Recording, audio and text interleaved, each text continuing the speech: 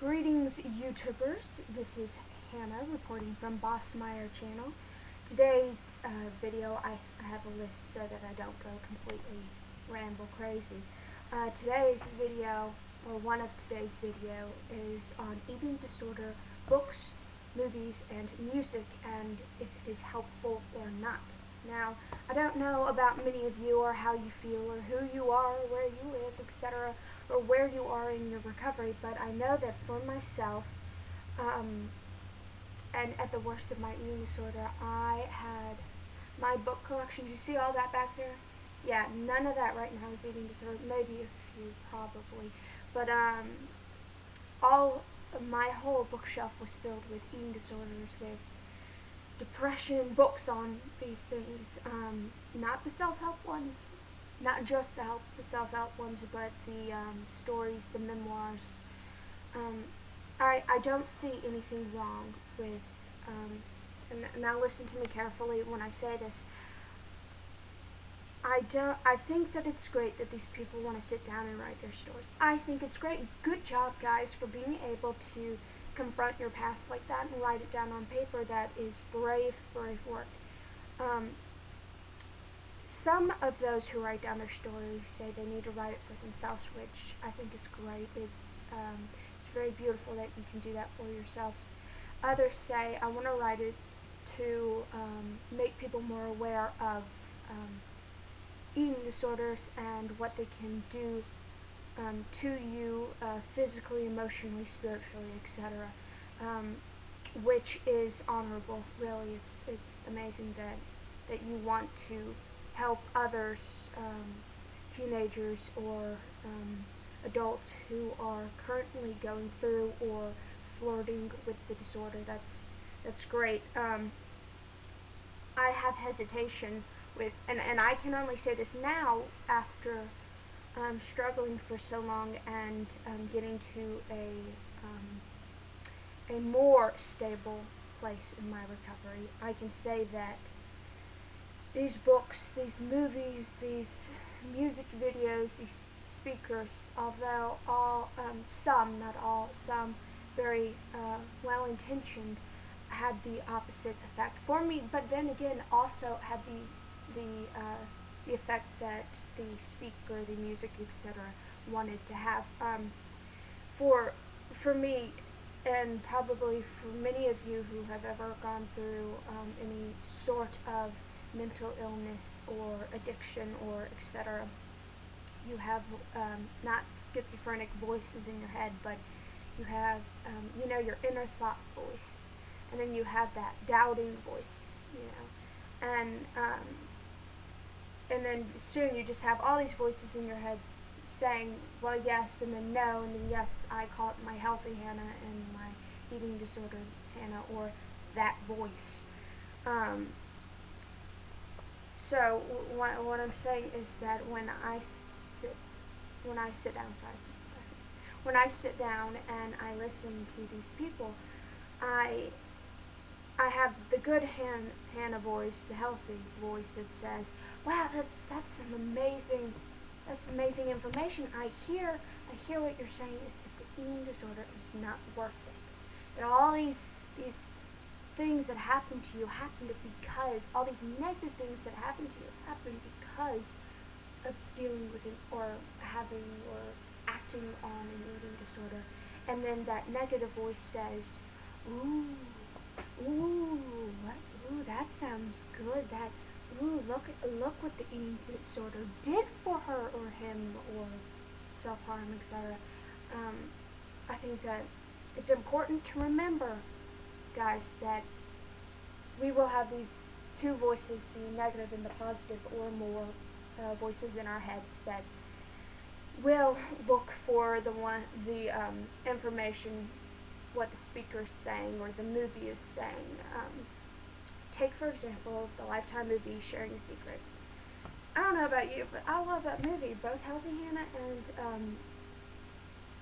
that voice loves that movie. Why? Because Healthy Hannah likes it because she gets help, and I get to see the struggle and the pain that the character has to go through in order to tell her mother what's going on, and it's heartbreaking.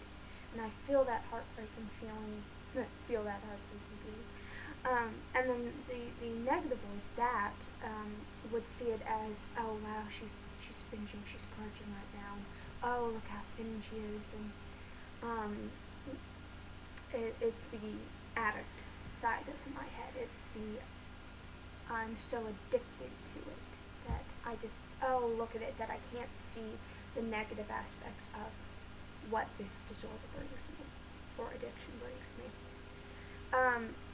So I mean, what do you think about it? What do you think about these books and these movies? Do you find them helpful, or do you find them troubling, or both? For me, I find it both. It's kind of like a very thin line of what's healthy and what's unhealthy. So my past nutritionist, she was like, well, Hannah, the day you write your first book, you know, I want to read it, and because you have so much to write about, and you know, guys, I don't know that I will ever write about my eating disorder or my depression or my grief, or you know, I've toyed with the idea several times, but right now, currently for myself, I'm not at the point where I can look back on that without a chance of really slipping back into what behaviors. So right now, currently, I can't see doing that. And also, my fear is that if I do write something, I have a fear, and I know that my book,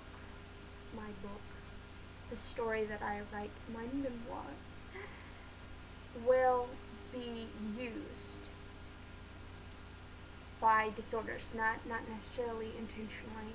I know that people don't go out there, well, you know, sometimes we let our eating disorders or our other issues take control of our mind and body, and we go out and we buy something that we don't need for balanced living. But I know that many of us who buy these books on recovery and etc., that our intentions aren't getting it for the eating disorder, but the eating disorder voice or the self-harming voice or yada yada yada is in the back of our head saying, yes, yes, get it, because I can use this against you. And I think that we should be very wary of this.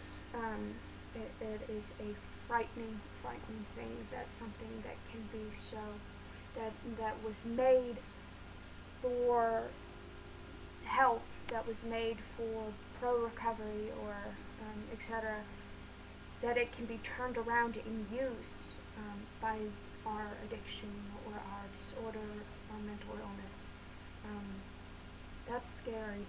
Are you scared? I mean, is that scary to any of you out there? Because I find it quite alarming. I don't know how long I'm going, so I think that I will stop. So again, if tell me how you feel about this. I'm interested to know what other people feel about books that relate to their issue. You know, if it's alcoholism, if it's drug addiction, if it's depression, if it's, because I know that I'm sorry, I'm trailing off again, but I know that in 12 steps that they have people come in and talk about what their life was with their addiction, and the process of recovery, etc., what they've gotten. Correct me if I am wrong, any of you out there who are currently in a 12-step group.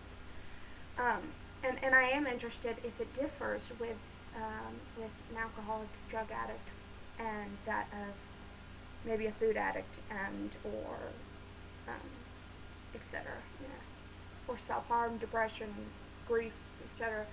How does that make you feel with these books? Does it help you more than it doesn't, or does it completely help you, or completely doesn't? Do you stay away from them? Do you buy more of them? Let me know, okay? I'm gonna press stop now. I might make another video today, so stay tuned. Okay, bye.